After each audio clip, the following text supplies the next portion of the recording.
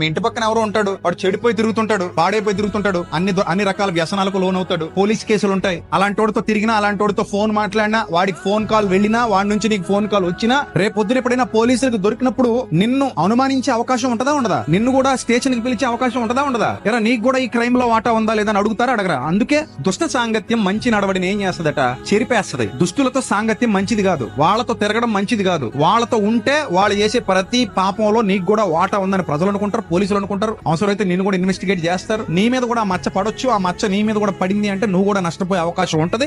అది అమ్మాయిలైనా అబ్బాయిలైనా ఎవరైనా సరే. తుప్పు పట్టిపోయిన మేకు పక్కన మంచి మేకు ఉందనుకోండి, మంచి మేకు తుప్పు పట్టిపోయిన మేకుని మంచిగా మార్చేయగలదని నమ్ముతున్నారా? తుప్పు పట్టిపోయిన మేకే మంచి మేకును తుప్పు పట్టించగలదని నమ్ముతున్నారా? ఏది నమ్ముతున్నారు మీరు? లేదండి, తుప్పు పట్టిపోయిన మేకుల మధ్యలో మంచి మేక వేస్తే ఈ మంచి మేకెళ్ళి తుప్పట్టిపోయిన మేకలన్నింటినీ కూడా మంచిగా మార్చేస్తుంది అని మీరు అన్నారనుకోండి, మీకంటే మహాజ్ఞానులు ప్రపంచంలో మరొకరు ఉన్నట్టు కాదు. తుప్పు పట్టిపోయిన మేకు పక్కన